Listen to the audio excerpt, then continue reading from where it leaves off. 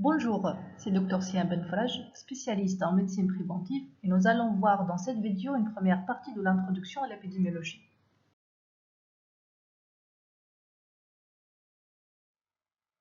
Le mot épidémiologie vient de la grecque épi, c'est-à-dire sur ou à travers, démos, c'est-à-dire population, logos, c'est-à-dire étude. Donc l'épidémiologie est l'étude des phénomènes de santé dans une population. Ainsi, la définition de l'épidémiologie est l'étude de la fréquence et de la distribution des phénomènes de santé, y compris les maladies mais pas exclusivement, dans les populations humaines, ainsi que le rôle des facteurs qui les déterminent et permet aussi d'évaluer l'impact des différentes actions sur la santé de la communauté. Les résultats issus de cette étude ont pour but la prévention des phénomènes de santé. Cette définition fait donc appel à plusieurs notions. La fréquence et la distribution. Il s'agit de la fréquence des problèmes et de sa variation en fonction de différents paramètres. Paramètres de temps, d'espace, de caractéristiques sociodémographiques, etc. Les phénomènes ou les problèmes de santé. Ils peuvent correspondre à des maladies, par exemple des maladies infectieuses ou non, maladies aiguës ou chroniques, à des handicaps, des traumatismes, des suicides, des indicateurs cliniques, par exemple la tension artérielle, ou des indicateurs biologiques, par exemple la cholestérolémie. Les populations humaines. L'épidémiologie s'intéresse au groupe et non à l'individu. C'est une grande différence par rapport à la médecine clinique. Ces populations sont définies d'après des critères géographiques, temporels, sociodémographiques, etc. Les facteurs qui les déterminent. Les déterminants.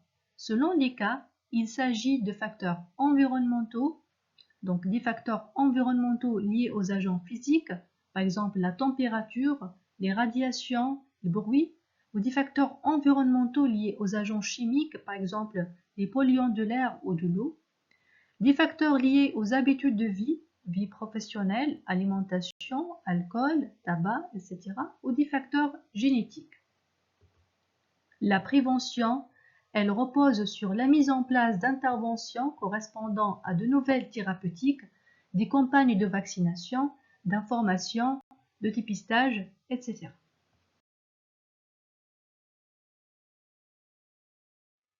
Donc, la finalité de l'épidémiologie est de favoriser une meilleure santé des populations grâce à une meilleure connaissance des problèmes de santé.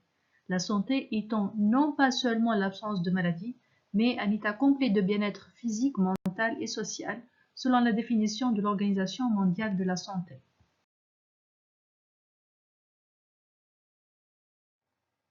Les médecins grecs sont à l'origine de la notion d'épidémie.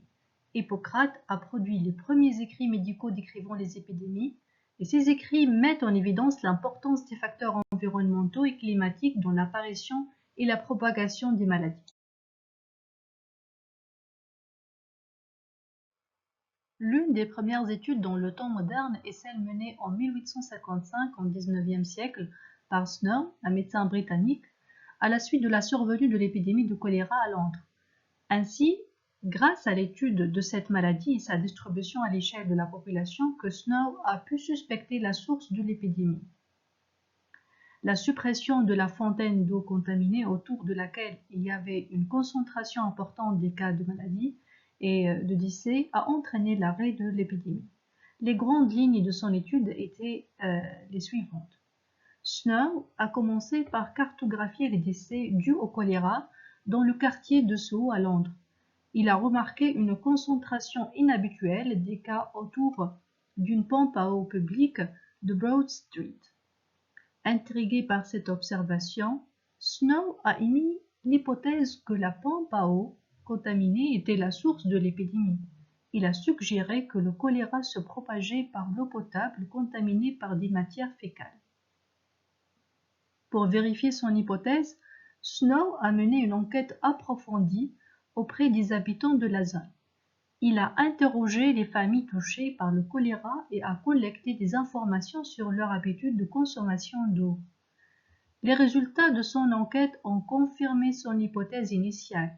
La plupart des personnes décédées de choléra avaient bu l'eau de la pompe de Broad Street.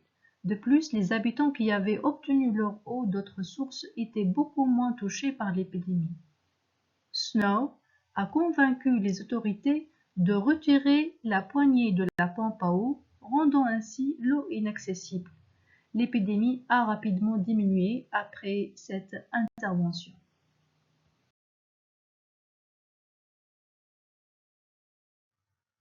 L'épidémiologie a subi plusieurs évolutions pour s'étendre à plusieurs autres domaines de la santé. Par exemple, les maladies liées au cancer, les maladies cardiovasculaires et devenir la science du raisonnement objectif en médecine. Et c'est le cas de l'étude historique de Dolly Hill pendant les années 1950 et qui avait comme objectif de déterminer le rôle du tabac dans la survenue des cancers bronchopulmonaires.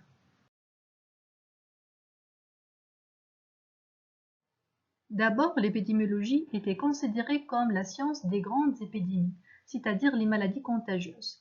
Elle a subi une évolution et une transformation profonde.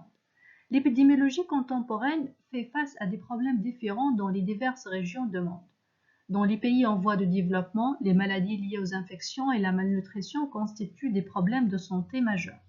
Ces pays subissent en plus une mutation sociale, économique et technique accélérée, faisant apparaître de nombreux problèmes liés à ces changements rapides de mode de vie.